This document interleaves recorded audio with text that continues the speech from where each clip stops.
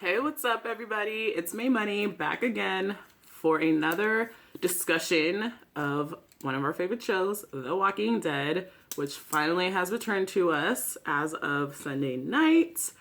A lot happened in this episode. It was really, overall, I just kind of want to talk about overall how I felt about the episode.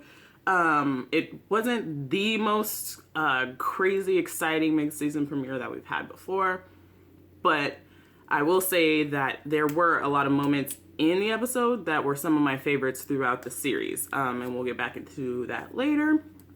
And I just like the overall hopefulness of the episode, because we just need a kind of a turn of kind of just a change in pace when it comes to just being so depressed and so hopeless. So I really liked that, the feeling of the episode. There were some comical moments in there, which we haven't had for a long time. Nothing has been funny for the first half of season 7, except for Negan, and that is still just kind of like hard to laugh at.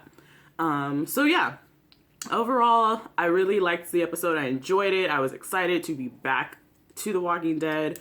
I think I'm going to be more excited. I'm actually more excited for the second episode now that we kind of have a foundation of what the second half of the season is going to be about.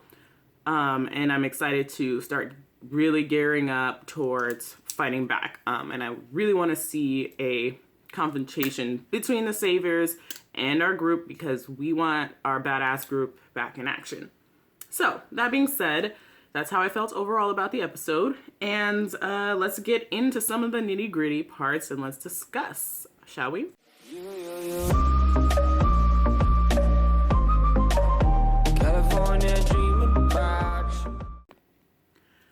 So let us first start off with Father Gabriel, because the episode opened up with Father Gabriel. We saw the sneak peek of the person kind of watching him while he was on post for Alexandria. This part had me so confused, you guys. I was like, what the fuck is going on? I went from thinking that he was like leaving, but I was like, no, like why? No, that's not his character arc. He's on our side now. So I was thinking maybe he was hiding stuff. Then like, I don't know. I was just confused about why he was in the Bible, what he was doing, what he was thinking.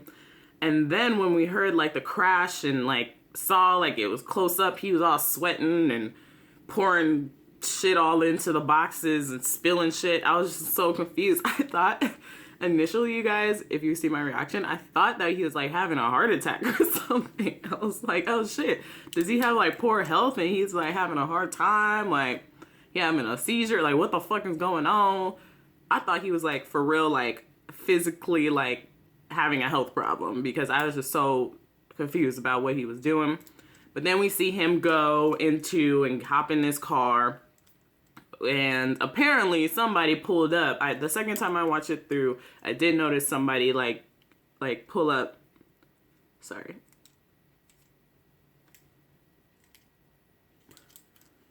Got something in my eye.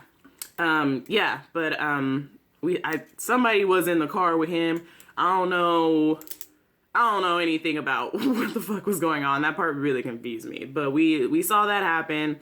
So I'm just going to safely assume that he's in cahoots with whoever. Maybe that person like ran up on him, was like, hey, give me all your shit, we out. Or I don't know.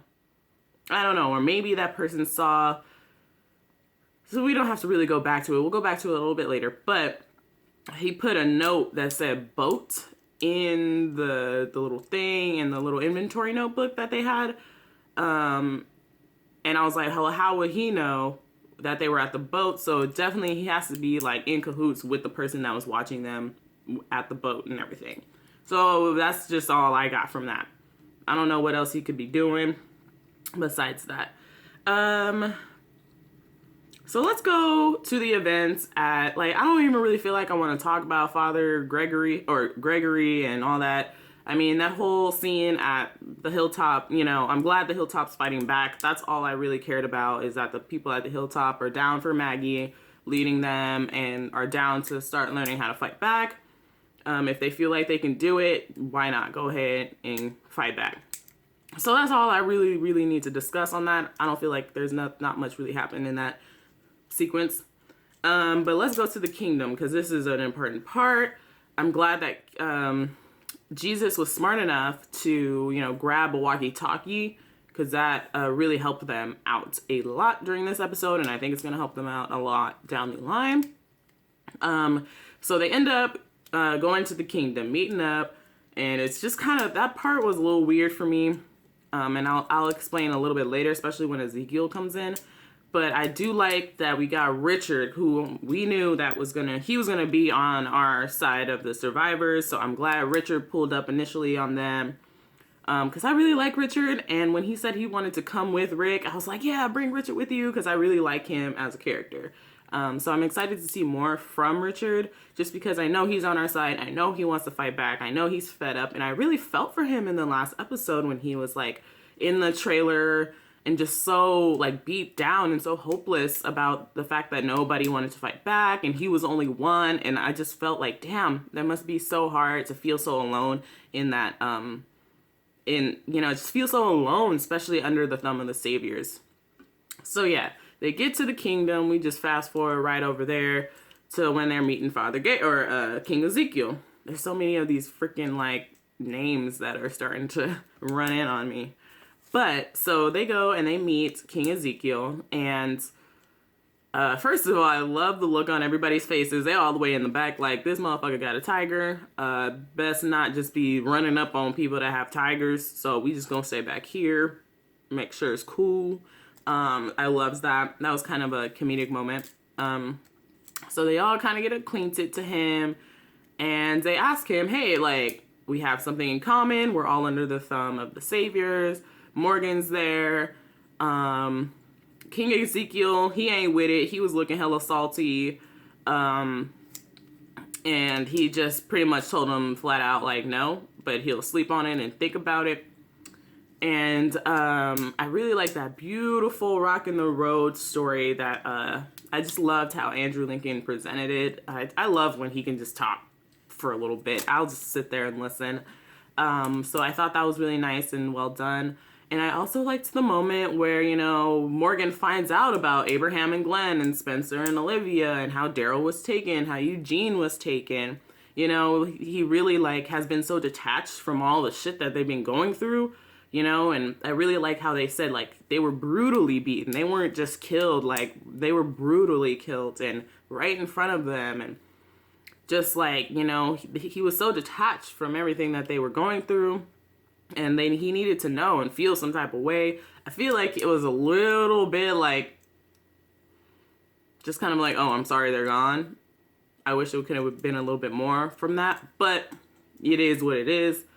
So yeah, and I just like that moment of just bringing back, and just letting him know, like, this is what's been going the fuck on. We can't live under these people. Either way, people probably would have died. Things would have hit the fan had they attacked that outpost or not. So, but this is where I got confused. Once they, spent the night, we had Richard trying to be in King Ezekiel's ear. Who else? And then we had like Benjamin and the Rock in the Road. I thought that he was gonna be like, yeah, like, especially after the speech with Benjamin and how he was talking to him. I really liked the little MLK throw in there too. That was really well done. But I thought that after talking to Benjamin, he was gonna be like, all right, you right, homie, I need to do this. Especially because Benjamin was like, well, if say they do like actually beat the saviors, they're gonna end up saving us, and we ain't gonna just do nothing. We haven't lifted a finger. We haven't even done nothing to contribute, and they just saved our lives. That ain't right. Either way, it's not right, So I thought that King Ezekiel was actually going to be down for the cause by the end of the whole meeting, but he wasn't. So that was a little misleading. I feel like the way that they told the story kind of was like, oh shit, he's going to be turned around. He's going to change his mind. And then he just still ended up saying no. So I was just like, okay, whatever. But we have Daryl staying back behind. I really didn't like them splitting up, but it makes sense. Good thing that they have the kingdom where he can kind of have a sanctuary for himself. But So they leave Daryl behind and they move on and they go, and I don't really understand how they ended up so close to the sanctuary. Maybe they were trying to figure out where it was, what's going on with them. But they run up on this roadblock with all these cars and they move them out the way for whatever reason. I don't know. I guess they were trying to get through and just kind of put them back so the Saviors don't know. But then they end up seeing this like steel cable with a whole bunch of explosives rigged on it. And then Carl, which I was like, oh shit, yeah, Carl was there when they were talking about how Fat Joey rigged that up for a herd of walkers.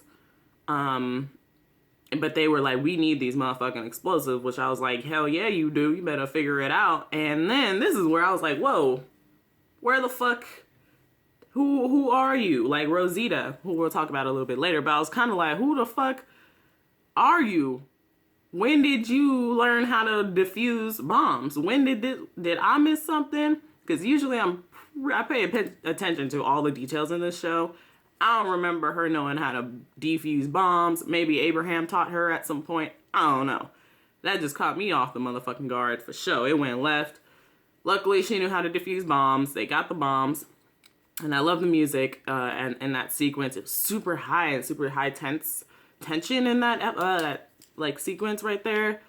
Ooh, my heart was beating hella fast. I was gonna have a heart attack. But that's what I love about The Walking Dead is that they this show just has these moments of tension in them where you're just like on the edge of your seat and shaking and sweating. And like when they were hot wiring the cars, I was just like, damn, you could see them shaking. So it was making me shake and making me nervous because you could tell that they were nervous. And, you know, they were sending out a search party for Daryl. So, like, they could have ran up on them at any moment. So I was just like, whoa, this is like really, really tense times like 3 because y'all motherfuckers, like, have a herd of walkers, have to defuse bombs that could blow up at any moment. And you have these motherfucking saviors looking for you, like, now. So, whew, I was sweating. So they all kind of split up.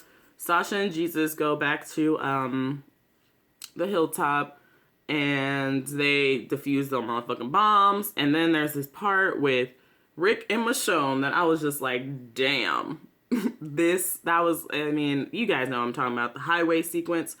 That was probably one of the coolest things I've seen on this show in a long fucking time, besides like the blowing up of the, with RPGs and, also, JSS when Carol went see murder on everybody.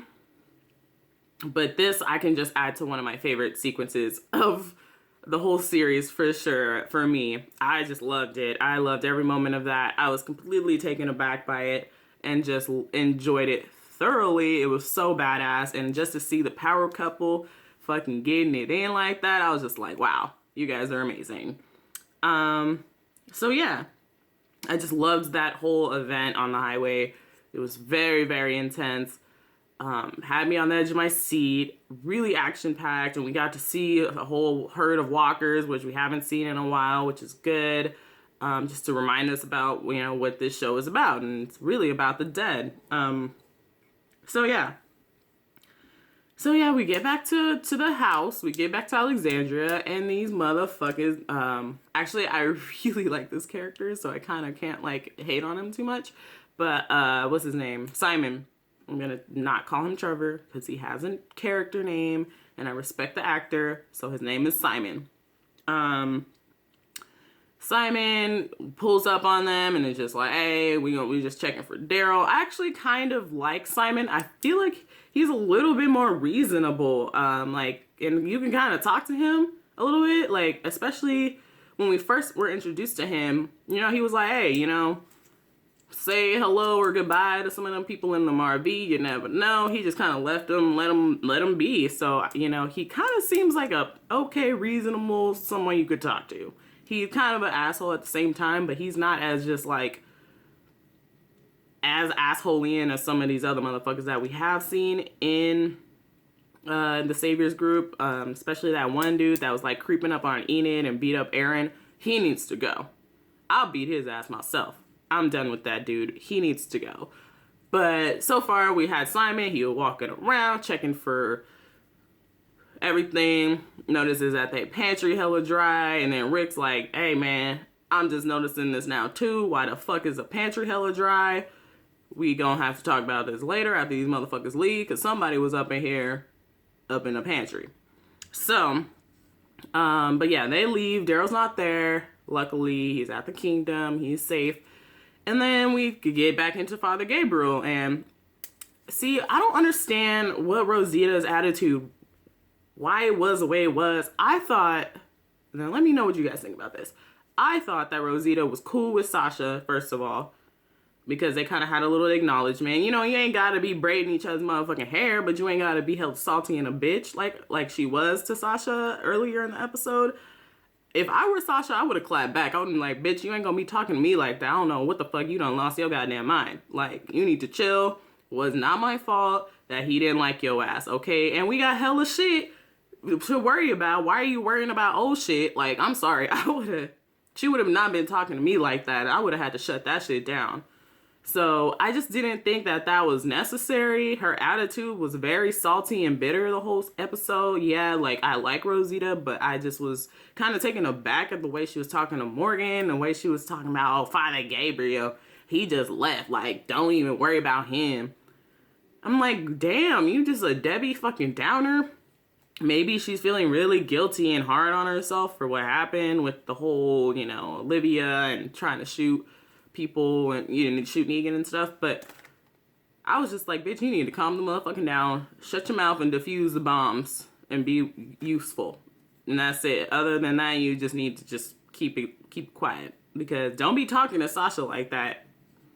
And I was surprised Sasha didn't say nothing. I would have been like, bitch, hold up. So yeah, just let me know what you guys thought about Rosita's attitude in this episode, and is it gonna get better, or is she just gonna be a bitch the whole rest of the season? So, but yeah, we follow out Gabriel to this place. They're like, boom, boom, boom, boom, boom, boom, boom, you know, doing like caw and all this shit, you know, all these codes. And then they get ran up by this huge fucking squad of people with hella weapons and hella shit. So, and if the episode ends with Rick with a little, you know, one of these, with a little smile on his face, because he's, I guess he's like, maybe, so what do you think the smile was about? I think that it was him just kind of being, I think he knew that Father Gabriel was leading them to something that was going to be helpful for the cause of rising up against Negan. And I think he was just like smiling because it was a group of people with weapons, and now he has an opportunity to talk to them. I think that's just what it was. I don't think he saw anybody he knew. Maybe Gabriel was there too. Or maybe Heath motherfucking popped up. They still ain't gonna say nothing about motherfucking Heath. We don't know where he at. He is gone. Whatever.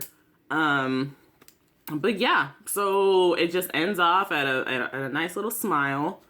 And, yeah, so let's talk about what's going on in next week's episode. It looked like we might have a Daryl and Carol reunion. We may, I'm not sure. It looked like they were in front of, you know, her house, her little stoop. So maybe that. I would be very excited for that. I don't ship Daryl and Carol. I actually kind of ship Daryl and Rosita, but don't tell anybody. But, so we might have a Daryl and Carol reunion. Maybe Ezekiel will come over to Carol's, because I think she's going to play a pretty good role in convincing Ezekiel to fight back. And what do you guys think? How do you guys think? We know that Ezekiel is going to be convinced eventually, but how do you think that's going to happen? Do you think it's going to be Carol? Do you think his little homie Benjamin going to die, and then he's going to be like, okay, now we got to fight back? Or maybe the Saviors start acting up? You know, in that one scene we did see in the preview that the Saviors, they kind of get into fisticuffs, or they start pulling guns and pistols on each other. Maybe that's kind of like another push towards him fighting back. What is it that you think is gonna, how is King Ezekiel going to be convinced to fight back? We know that he will, not yet, but just let me know what you guys think about that. And we see Rick talking to a new group. We can safely assume that they're probably gonna fight back with them, give them weapons and all this stuff. So that's gonna be exciting. And is Father Gabriel there? Are we going to see him with that group of misfits? Or is Heath there? I don't know. Like, what the fuck? They just should have just killed him or something if they weren't going to bring him back, unless he's going to be brought back for a reason. I'm just going to give up on Heath. I don't like his hair anyway. But, you know, whatever. So, I mean, that's all I really had to say about this episode. It was just a real good setup for what we know is going to come. It can't just be like, okay, we're going to just go with my one bullet and my fucking cold python. We going to go blow these motherfuckers up. Can't do that. We definitely need to see a progression in the story when it comes to them really building up their army the right way. I would like to see some action-packed scenes in the middle. And another thing that I really liked was how Richard, who you guys can tell I'm a fan of this guy, but he was like, you know, the more we keep giving to these motherfucking saviors, the harder it is for them to beat. So with him saying that, I think we're going to see, you know, a fight kind of come to a head sooner rather than later, just because of, like, he's right. And I don't think that Rick and them are going to be able to grab enough supplies for the saviors for a next tribute to them. Especially not in the amount of time that they have. They ain't got shit. It's not going to be enough, you know, and he's right. You know, they need to come to some type of fight, some head where maybe, you know, the saviors can't pick up from them. Or maybe if they strike first, maybe they'll push back their time. Or maybe if they start really, really fucking with them and fighting them the way that, you know, Joey's dead and all this, they stolen the explosives, they've taken out herds and all this.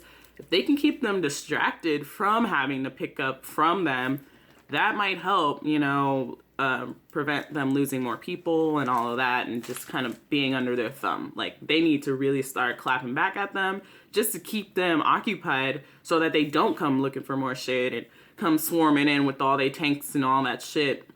Because once they're in their house, once they're in their homes with all of those people, like, it's really not much they can do unless they're, like, ready for them when they come. So, yeah. I'm just excited for the rest of this half of the season. It's really about to start getting lit. Let me know what you guys think. Thank you so much for watching this little recap of this week's episode of The Walking Dead, the mid-season premiere, Rockin' the Road.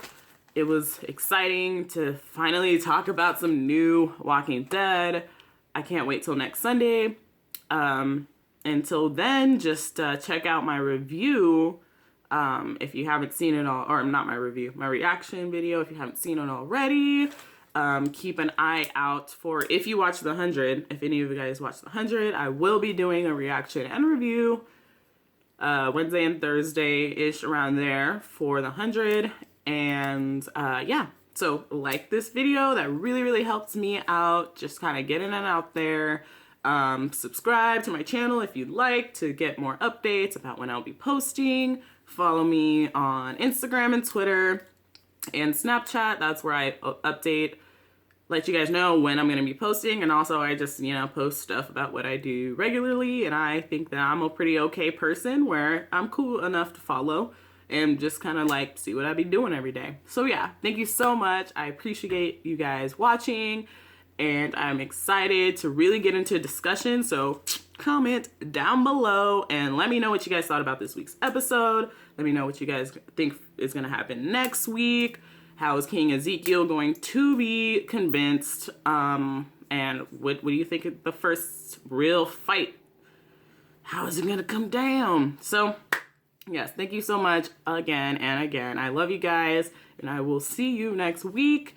Or maybe I'll see you for the 100 later on tomorrow and Thursday. All right. Peace, y'all.